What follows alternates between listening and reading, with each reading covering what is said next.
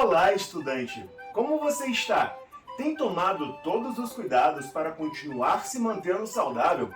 Como, por exemplo, evitado aglomerações, usado máscara e passado álcool em gel nas mãos? Espero que sim!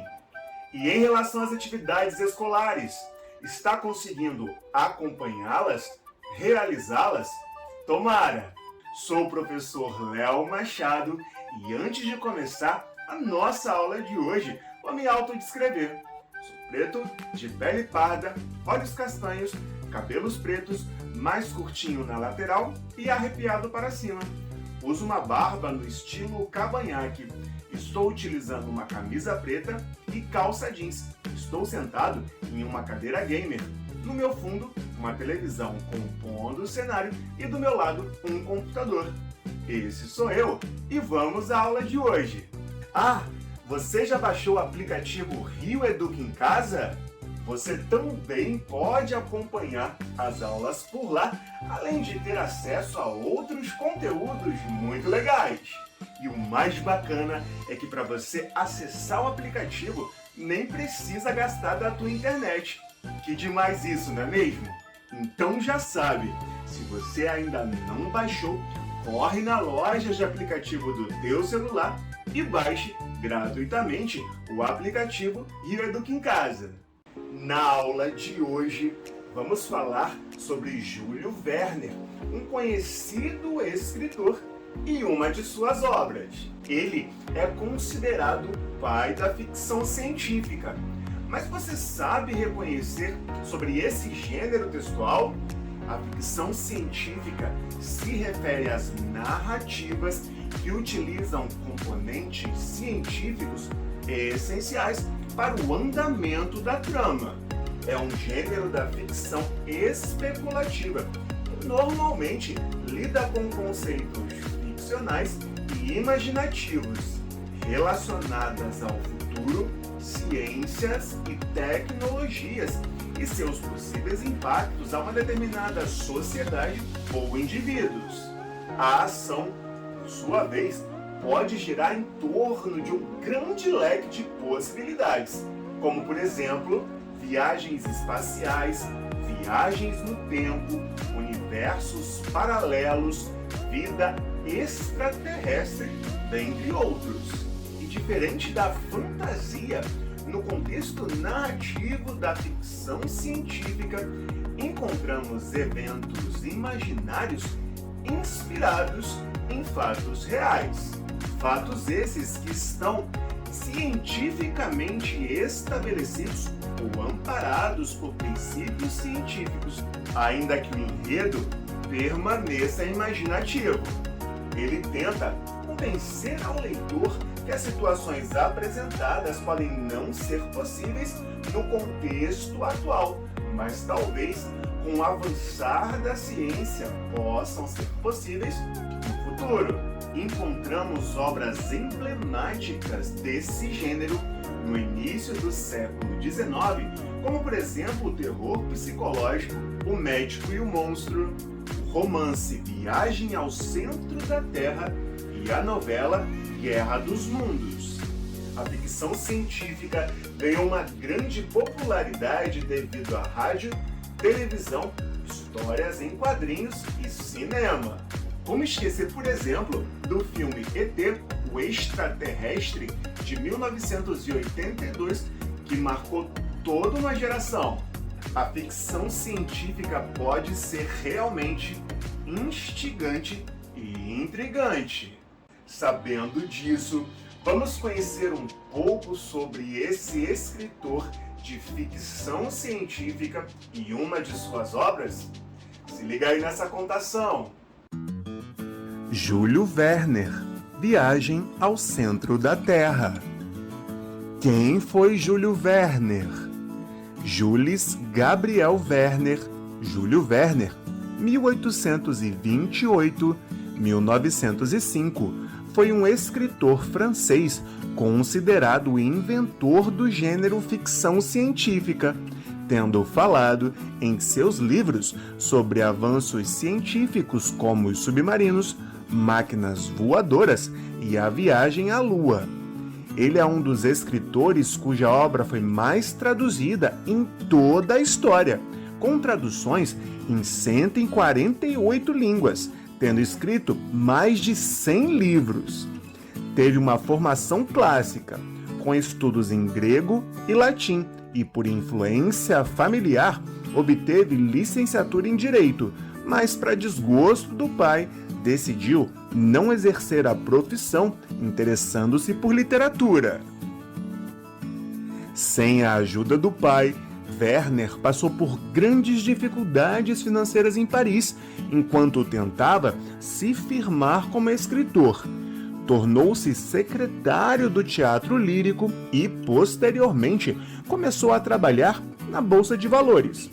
Em 1863, Júlio Werner publicou seu livro 5 Semanas em um Balão, com o qual obteve grande sucesso e, a partir daí, pôde se dedicar exclusivamente à literatura e alcançou fama mundial com suas obras.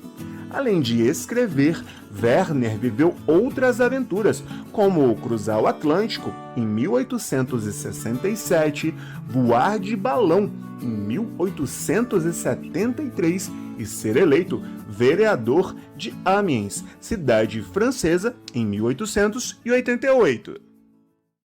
Viagem ao Centro da Terra.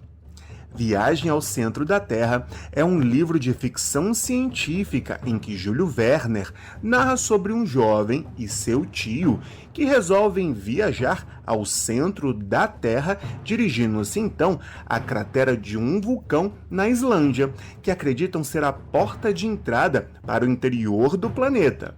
Na incrível aventura, encontra um mundo subterrâneo repleto de surpresas que vão de oceanos a dinossauros. Te parece fantástico? E é, mas trata-se apenas de uma história de ficção. Vamos conhecer um pouco sobre ela? Trechos do livro Viagem ao Centro da Terra. O jantar foi rapidamente devorado e a pequena tropa abrigou-se como pôde. A cama era dura, o abrigo pouco sólido e a situação bastante penosa a 5.000 pés acima do nível do mar. No entanto, meu sono foi particularmente tranquilo naquela noite, uma das melhores depois de muito tempo. Nem cheguei a sonhar. No dia seguinte, acordamos semi-congelados por um vento bastante forte sobre os raios de um belo sol. Abandonei a cama de granito e fui gozar o magnífico espetáculo que se desenrolava sob meus olhos. Estava no topo de um dos 2 picos do Snæfell, o meridional. Dali conseguia ver a maior parte da ilha. A ótica comum a todas as grandes altitudes erguia as costas, enquanto as partes centrais pareciam enterradas. Via vales profundos cruzando-se em todos os sentidos, os precipícios fundos como poços, os lagos transformados em poças, os rios em riachos. À minha direita sucediam-se incontáveis geleiras e inúmeros picos, alguns soltando penachos de vapores suaves. As ondulações daquela infinidade de montanhas, que pareciam espumantes sob as suas camadas de neve, lembravam-me a superfície de um mar agitado. Se me voltava para o oeste, vi o oceano desenrolando-se em sua extensão majestosa, como uma continuação dos picos cobertos de nuvens. Mal conseguia distinguir onde acabava a terra e onde começavam as ondas. Estamos no cume do Snæfell e eis 2 picos, um ao sul, outro ao norte. Meu tio olhou-me triunfante e disse: "A cratera!" A cratera do Snæfell parecia um cone virado, cujo orifício devia ter meia légua de diâmetro, uns 2.500 metros. Estimei sua profundidade em cerca de 2.000 pés, uns 600 metros. Deu para imaginar o estado de tal recipiente quando repleto de trovões e chamas. O fundo do funil não devia medir mais do que 500 pés de diâmetro, uns 150 metros, de forma que suas vertentes, bastante suaves, permitiam que se chegasse com facilidade à sua parte inferior. Comparei-a involuntariamente a um enorme bacamarte aberto, uma arma de cano largo, e a comparação me apavorou. Descer num bacamarte, pensava, talvez carregado, que pode disparar de repente, é coisa de loucos. Mas não havia como voltar atrás. Para facilitar a descida, Hans descrevia elipses muito alongadas no interior do cone. Era preciso caminhar no meio de rochas eruptivas, entre as quais algumas, abaladas em seus alvéolos, precipitavam-se ricocheteando até o fundo do abismo. Sua queda determinava ecos de sonoridade estranha. Algumas partes do cone formavam geleiras interiores. Hans só prosseguia com extremo cuidado, sondando o solo com seu bastão de ferro para descobrir fendas, o que era prudente, mas não evitava todos os perigos. No entanto, e apesar das dificuldades da descida por vertentes desconhecidas pelo guia, não ocorreu qualquer acidente no percurso, a não ser a queda de um fardo de cordas que escapou das mãos de um islandês e foi pelo caminho mais curto até o fundo do abismo. Chegamos ao meio-dia. Ergui a cabeça e vi o orifício superior do cone que enquadrava um pedaço de céu de uma circunferência singularmente reduzida, mas quase perfeita. O pico do Scartaris, mergulhado na imensidão, destacava-se num só ponto. No fundo da cratera, abriram-se 3 chaminés pelas quais, no tempo das erupções do Sneffels, o incêndio central soltava suas lavas e vapores. Gostou de conhecer um pouco mais sobre esse escritor e também um trechinho de um dos seus livros de ficção científica? Espero que sim! E cá entre nós, que viagem, não é mesmo? Me conta aí, você teria coragem de se aventurar em uma aventura como essa, descendo pela boca de um vulcão? O que motivou o professor e seu sobrinho partirem nessa viagem foi que de dentro de um livro de 700 anos escorregou um pergaminho escrito à mão com letras rúnicas, que são letras características das línguas germânicas da Europa. E sobre o trecho que vimos em relação às personagens, você se lembra quais são? Professor Otto Lindenbruck, um cientista alemão corajoso, curioso e impaciente. Axel, sobrinho do Otto Lindenbruck, e o personagem de nome Hans, que foi o guia que acompanhou Axel e o professor Lindenbruck em sua jornada. E você percebeu quem narra a história? A narrativa, contada em primeira pessoa, é feita pelo Axel, que é o narrador personagem, pois ele conta e participa dos fatos ao mesmo tempo. E você se lembra qual é o nome do vulcão onde fica a entrada para o centro da Terra? Sneffels. Ele realmente existe e é um vulcão com glaciar situado a oeste da Islândia. Vulcão glaciar ou glaciovulcão é quando ocorre uma erupção vulcânica por debaixo da superfície de uma camada de gelo. E se liga, seja paciente e busque ter ações gentis com as pessoas.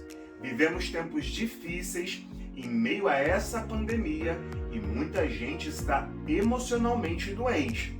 E nesse contexto, as tuas ações de gentileza podem ajudar a fazer parte da cura do coletivo. Bem, vamos chegando ao final da aula de hoje. Espero que você tenha gostado. Foi muito bom estar com você. Continue estudando e se protegendo. E não deixe de acessar a sala de leitura e o Rio Educopédia no seu aplicativo Rio Educa em Casa. Um grande abraço, nos vemos na próxima aula. Fui!